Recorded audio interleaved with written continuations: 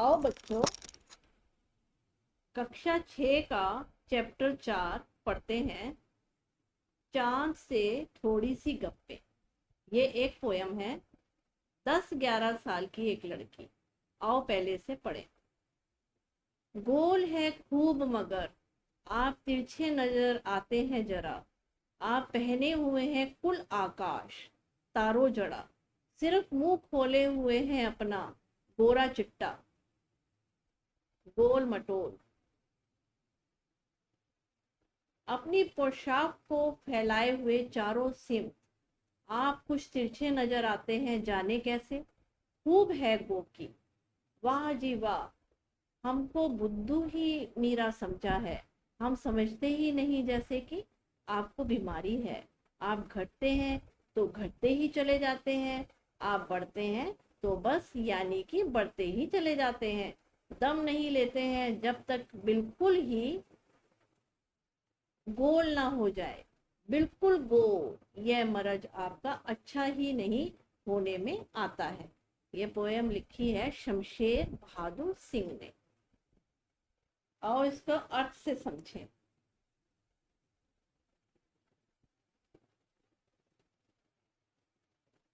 पहले इसके शब्द अर्थ करा देते हैं। गोल है खूब मगर आप तिरछे नजर आते हैं जरा। आप पहने हुए हैं कुल आकाश तारो जड़ा। सिर्फ मुंह खोले हुए हैं अपना गोरा चिट्टा गोल मटोल। इसमें 10-11 साल की बच्चे की जो कल्पना है उसमें कवि ने बताया है कि जो चांद है वो गोल मटोल है। और लेकिन जब उसे देखते तिरछी नजर आते हैं। जब उसे देखते हैं हमें वो तिरछा सा नजर आता है। आप पहने हुए हैं कुल आकाश। कुल का मतलब है सारा। आपने जो ये आकाश का रंग नीला है, इसका ये जो है नीले आकाश का वर्णन यहाँ पे वस्त्र से किया गया है। आपने ये नीले आकाश का सारा जो कुल है, सारा आकाश का जो रंग नीला है, ऐसे लगता है कि मानो उसे आपने पहना हुआ है। और तारों जड़ा, जैसे कि आकाश में तारे जड़े हुए हैं, उस तरीके से जो आपने जो वस्त्र की यहाँ पे व्याख्या की गई है, चांद के वस्त्र आकाश के नीले रंग का है। और जो आकाश का नीला रंग है वो तारों जड़ा है, तारों से भरा हुआ है। सिर्फ मुंह खोले हुए हैं अपना। इसमें सिर्फ आपने अपना मुंह ही खोला हुआ है, जो कि गोरा चिट्टा है और गोल मटोल है। अपनी पोशाक को फैलाए हुए चारों से। आपने अपनी पोशाक को चारों सिमत का मतलब है दिशा। चारों दिशाओं में अपनी पोशाक को फैलाया हुआ है। नीले रंग का आकाश होता है, बीच में चंद्रमा होता है ना। तो कह रहे चारों तरफ से आपने अपनी पोशाक फैलाई हुई है। आप कुछ तिरछे नजर आते हैं, जाने कैसे। कहते आप पता नहीं कैसे तिरछे नजर आते हैं। खूब है गोपी की। गोपी की मतलब यद्यपि। इसका मतलब है यद्यपि, हालांकि। खूब है हालांकि, वाह जी वाह। हमको बुद्धू ही नीरा समझा है। हमको आपने क्या समझा है, वो बच्चा कह रही है 8 जो 11 साल की है, कि आपने हमें बिल्कुल बुद्धू समझा हुआ है। हम समझते ही नहीं, जैसे जैसे हमें समझ ही नहीं है। हम आपकी बात समझते ही नहीं है कि ये आपको कोई बीमारी है। आप घटते हैं तो घटते ही चले जाते हैं। घटते मतलब जब छोटे होते हैं तो आप छोटे ही होते चले जाते हैं। और बढ़ते हैं जैसे ही आपका आकार बढ़ता है, बस यानी कि बढ़ते ही चले जाते हैं। दम नहीं लेते। दम लेने का मतलब है राहत की सांस नहीं लेते, बिल्कुल आराम नहीं करते जब तक बिल्कुल ही गोल ना हो जाए। जब तक आप ये घटते बढ़ते हैं, जो ये आपको बीमारी लगी है घटने बढ़ने की, जब तक आप दम नहीं लेते, जब तक कि आप बिल्कुल गोल नहीं हो जाते। बिल्कुल गोल यह मर्ज आपका अच्छा ही नहीं होने में। ये जो आपका मर्ज है, जो मर्ज बीमारी है, ये आपको घटने बढ़ने की, ये आपकी कभी भी अच्छी ही नहीं होती है। ऐसा नजर आता है ये कभी अच्छी नहीं होती है। आओ अभ्यास प्रश्न की तरफ चले।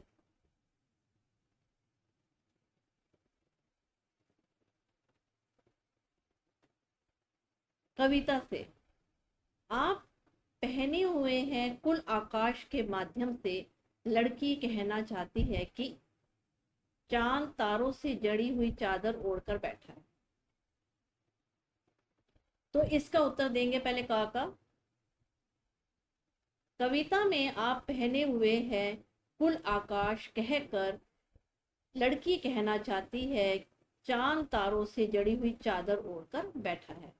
एक बार फिर दोहराएंगे इसका उत्तर। कविता में आप पहने हुए हैं कुल आकाश कहकर लड़की कहना चाहती है कि चांद तारों से जड़ी हुई चादर ओढ़कर बैठा है।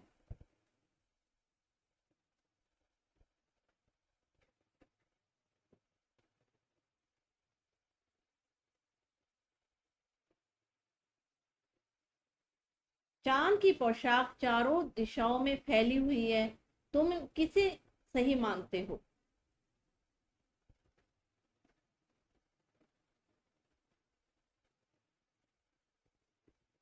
चांद की पोशाक चारों दिशाओं में फैली हुई है। चांद की जो पोशाक है इसको उत्तर देंगे वो चारों दिशाओं में फैली हुई है का मतलब ये है कि जो आसमान नीले रंग का है वो उसका वर्णन किया गया उसके वस्त्र से, चांद के।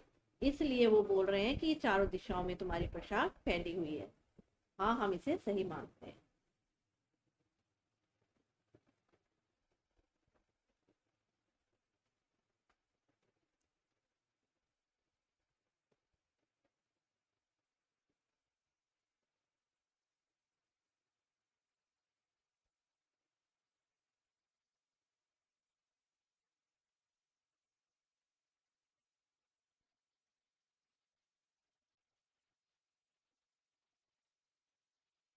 कवि ने चांद से गप्पे किस दिन लगाई होंगी?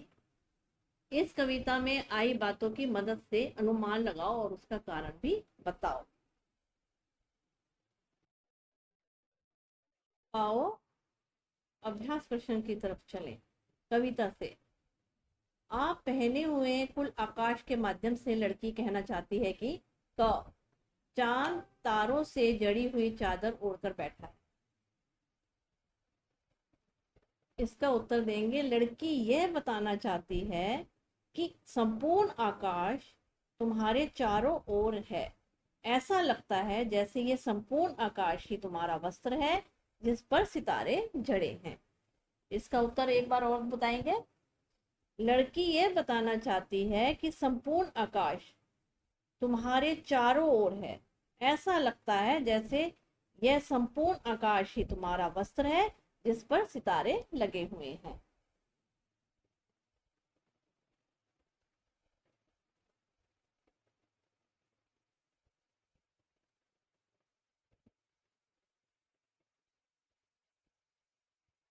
कवि ने चांद से गप्पे किस दिन लगाई होंगी? इस कविता में आई बातों की मदद से अनुमान लगाओ, उसका कारण भी बताओ।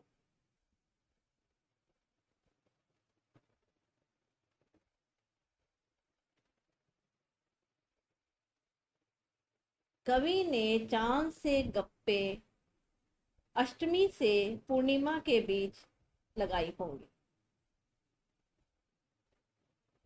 अगला दिन, कारण। पूर्णिमा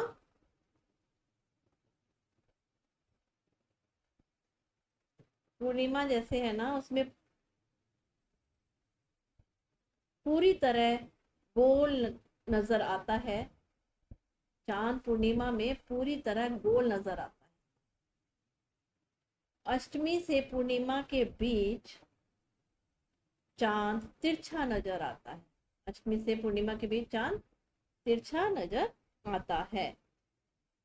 प्रथमा से अष्टमी के बीच चांद बहुत पतला नजर आता है।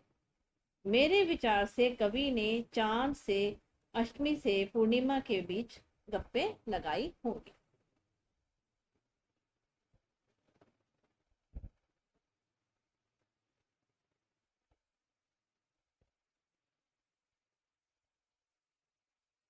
नई कविता में तुक या छंद के बदले बिंब का प्रयोग अधिक होता है। बिंब वह तस्वीर होती है जो शब्दों को पढ़ते समय हमारे मन में उभरती है। कई बार कुछ कवि शब्दों की ध्वनि की मदद से ऐसी तस्वीरें बनाते हैं और कुछ कवि अक्षरों या शब्दों को इस तरह छापने पर बल देते हैं कि उनसे कई चित्र हमारे मन में बने। इस कविता के अंतिम हिस्से में चांद को एकदम गोल बताने के लिए कवि ने बिल्कुल शब्द के अक्षरों को अलग अलग करके लिखा है। तुम इस कविता के और किन शब्दों को चित्र की आकृति देना चाहोगे? ऐसे शब्दों को अपने ढंग से लिखकर बताओ। इसका उत्तर है देंगे चांद गोल मटोल तिरछे। अनुमान और कल्पना। कुछ लोग बड़ी जल्दी चिढ़ जाते हैं। यदि चांद का स्वभाव भी आसानी से चिढ़ जाने का हो तो वह किस बातों से सबसे ज्यादा चिढ़ेगा? चिढ़कर वह उन बातों का क्या जवाब देगा? अपनी कल्पना से चांद की ओर से दिए गए जवाब लिखो। यदि चांद का स्वभाव आसानी से चिढ़ जाने का हो तो यह तिरछे कहे जाने पर जरूर चिढ़ेगा।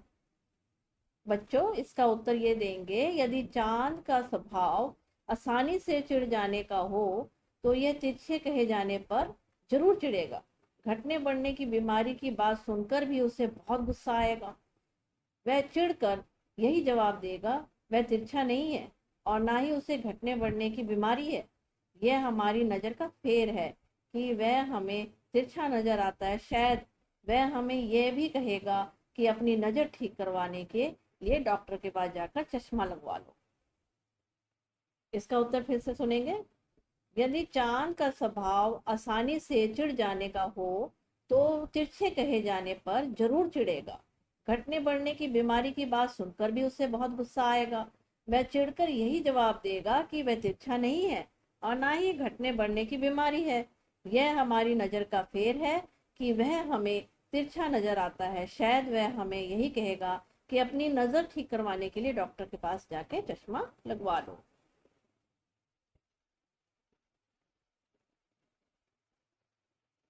अगला अभ्यास। अगला प्रश्न, यदि कोई सूरज से गप्पे लगाए तो वह क्या लिखेगा? अपनी कल्पना से गद्य या पद में लिखो। इस तरह की कुछ और गप्पे निम्नलिखित में से किसी एक या दो से करके लिखो। क्या है? पेड़, बिजली का खंभा, सड़क, पेट्रोल पंप। तो इसका उत्तर है लाल लाल सुनहरा सूरज सुबह हमें जगाता है, अंधियारे को चीर कर रोशन जग को करता है। पर एक बात बताओगे सूरज भैया, इतना क्रोध क्यों करते हो? इस क्रोध से पृथ्वी धरती जलती है।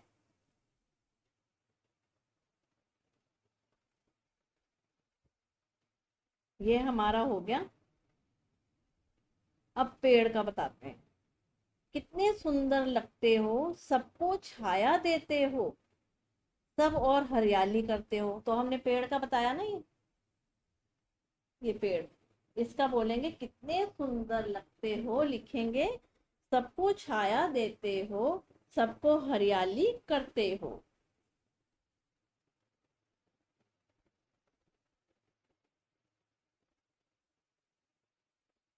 सड़क। हे सड़क, तुम कितनी शक्तिशाली हो, तुम में इतनी सहनशीलता कहाँ से आई है? दोबारा नोट करो बच्चों। हे सड़क, तुम कितनी शक्तिशाली हो, तुम में इतनी शक्तिशालीशीलता कहाँ से आई है? पेट्रोल पंप पे। हे पेट्रोल पंप, तुम्हारे अंदर कितना तेल समाया है, यह कभी खत्म होने का नाम ही नहीं लेता। तेरे कारण सारी दुनिया सड़क पर दौड़ रही है। तुम में यह शक्ति कहाँ से आई है? एक बार और इसको सुने। Petrol pump. हे पेट्रोल पंप, तुम्हारे अंदर कितना तेल समाया है, यह कभी खत्म होने का नाम नहीं लेता।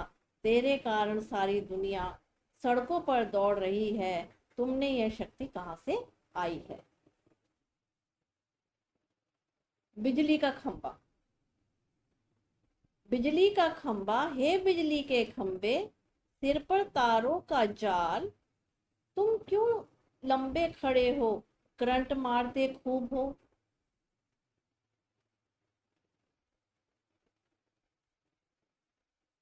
भाषा की बात। अगला अभ्यास,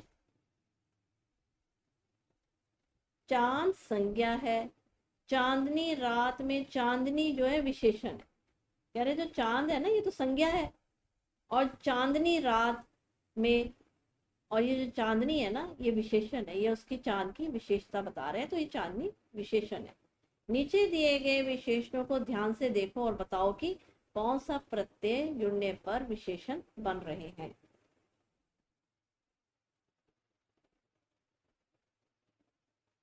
इन विशेषणों के लिए एक एक उपयुक्त संज्ञा भी लिखो, जैसे गुलाबी पगड़ी, मखमली घास, कीमती गहने, ठंडी रात, जंगली फूल, कश्मीरी भाषा।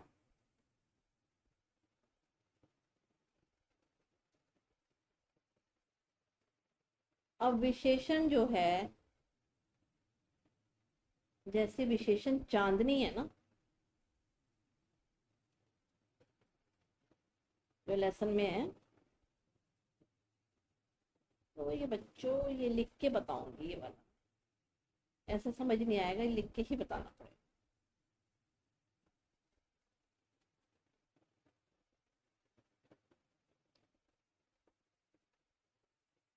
गोल मटोल गोरा चिट्टा।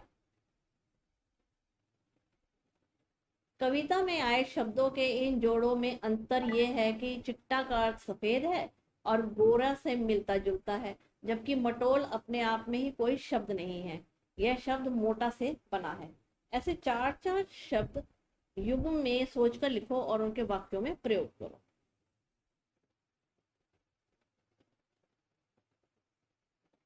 इसका देंगे उत्तर हम, दुबला पतला। यह दुबला पतला आदमी काफी कमजोर है।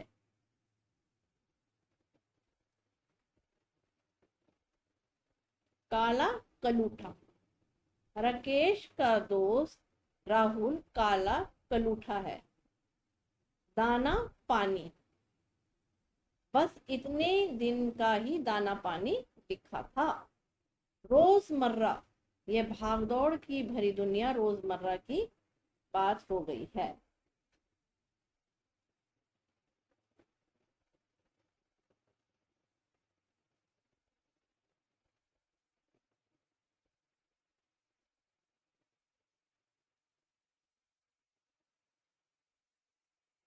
अगला अभ्यास, बिल्कुल गोल कविता में इसके दो अर्थ हैं, गोल आकार का है, गोल आकार का, और गायब होना। इसका उत्तर देते हैं।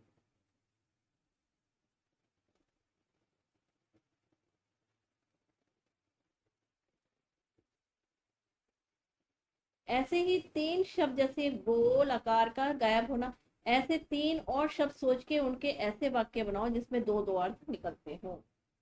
जैसे कल, बच्चों कल, मैं कल स्कूल नहीं जाऊंगा, या मैं कल स्कूल नहीं आऊंगा। दूसरा, यहाँ के सभी कल कारखाने बंद पड़े हैं। अब देंगे पानी। दूसरा, पानी, इस तालाब का पानी बिल्कुल साफ है। और दूसरा अर्थ क्या निकलता है, राहुल भरी कक्षा में शर्म के मारे पानी पानी हो गया। कनक, कनक के आभूषण बहुत चमकीले होते हैं। इधर सोने से आभूषण से बताया गया है, तुलना कनक, सोने को बोला गया, कनक को खाने में प्रयोग किया जाता है। ताकि, जबकि, चूंकि, हालांकि कविता की जिन पंक्तियों में ये शब्द आए हैं उन्हें ध्यान से पढ़ो। ये शब्द दो वाक्यों को जोड़ने का काम करते हैं। इन शब्दों का प्रयोग करते हुए दो दो वाक्य बनाओ। अच्छा,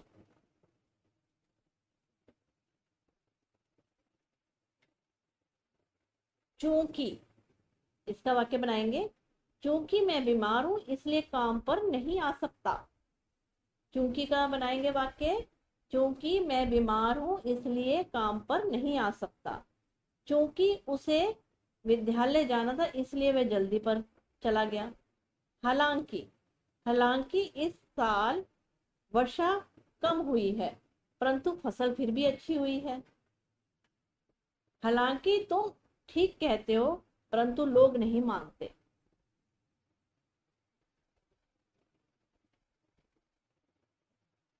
कुछ करने को, पृथ्वी के चारों ओर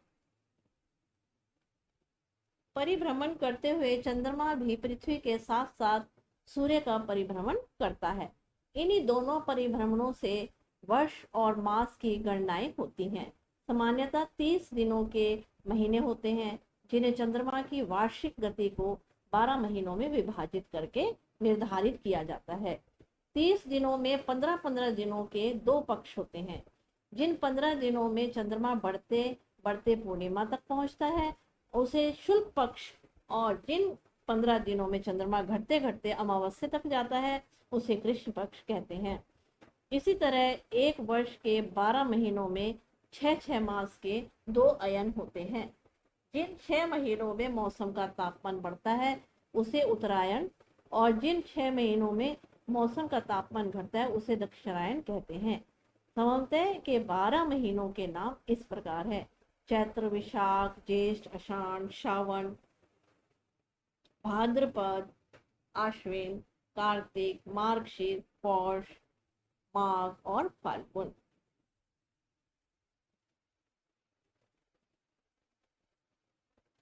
अंग्रेजी कैलेंडर की वार्षिक गणना सूर्य के चारों ओर पृथ्वी के परिभ्रमण की अवधि के अनुसार 365 दिनों की होती है। इसके महीनों की गणना पृथ्वी के चारों और चंद्रमा के परिभ्रमण पर आधारित नहीं है। इनमें वर्ष के 365 दिनों को ही 12 महीनों में विभाजित किया गया है। इस कैलेंडर के सभी महीने 30-30 दिन के नहीं होते।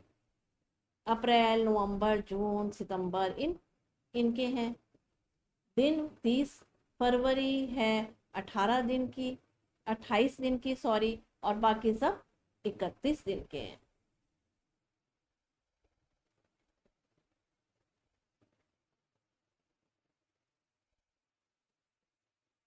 ये कैलेंडर बच्चे अपने आप देख लेंगे।